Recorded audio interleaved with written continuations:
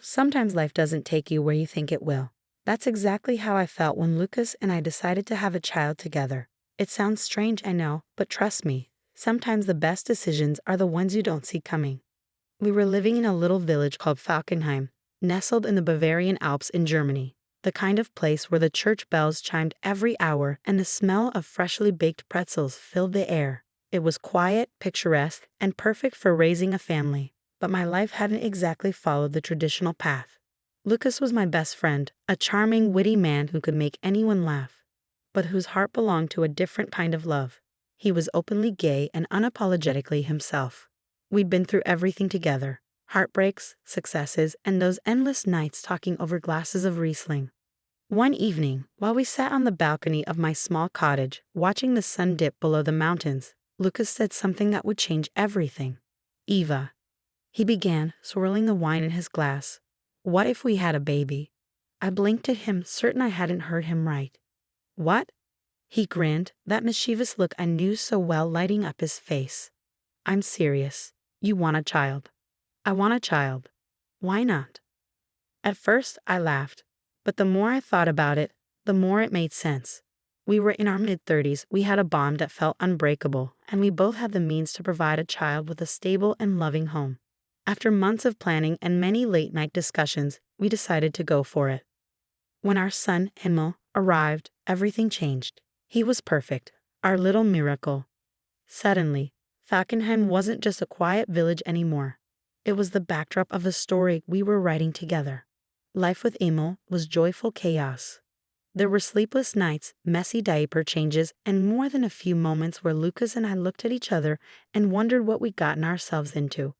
But through it all, we were a team.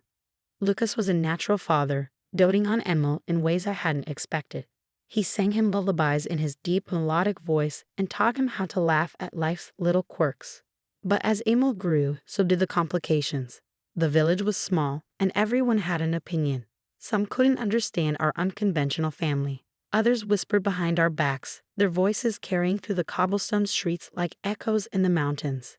And then, amidst it all, I met Jacob. Jacob was new to Falkenheim, a writer looking for inspiration in the solitude of the mountains. He rented a small cabin on the edge of the village, where the woods met the rolling hills. We met by chance at the village market. I was haggling over a bundle of fresh herbs when I turned and bumped into him, sending his bag of apples tumbling to the ground.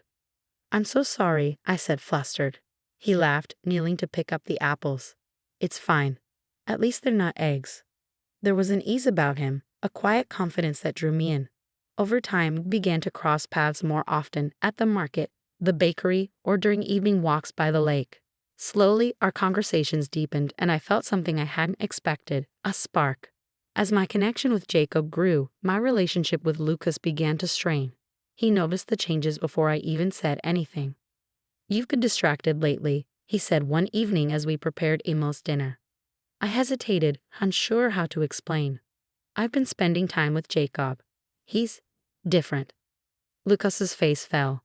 "Eva, we're a family. You can't just—" "I'm not leaving," I interrupted. "But I need to figure out what I want." Jacob and I grew closer, and soon I found myself facing a decision I didn't want to make.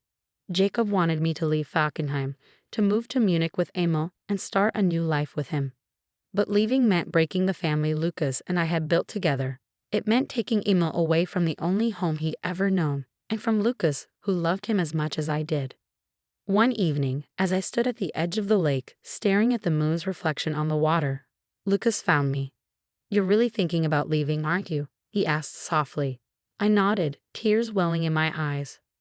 "I don't know what to do." Lucas wasn't ready to let Emil go. What started as quiet conversations turned into heated arguments, and soon we found ourselves in the middle of a legal battle. The village took sides, the once peaceful streets now buzzing with tension. I hated every moment of it. The paperwork, the court hearings, the feeling that I was tearing apart the very family I'd worked so hard to create. Jacob tried to support me, but even his presence couldn't ease the weight on my shoulders. One rainy afternoon, as Emil napped in his crib, Lucas came to me with a tear-streaked face. "I'm not fighting you because I want to hurt you," he said. "I'm fighting because I love Emil, and I love you, Eva. I don't want to lose what we have." His words hit me like a thunderclap.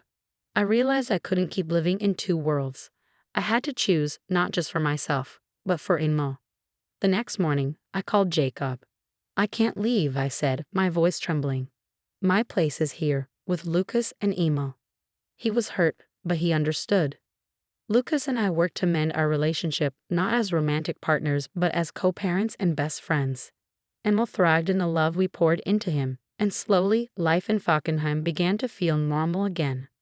Jacob left the village, but I often thought of him, grateful for the clarity he brought to my life. Years later, Falkenheim is still home. Lucas and I have built a life filled with love and laughter, and Emil is growing into a bright, compassionate young boy. Our family isn't traditional, but it's ours. And in the end, that's all that matters. Ready to improve your English in a fun and engaging way? Start learning through stories today. Subscribe to Learn with Godson and dive into captivating stories that will help you expand your vocabulary, understand sentence structures, and practice pronunciation. Stories make learning English exciting and memorable. Join us on this journey and watch your language skills grow with each story.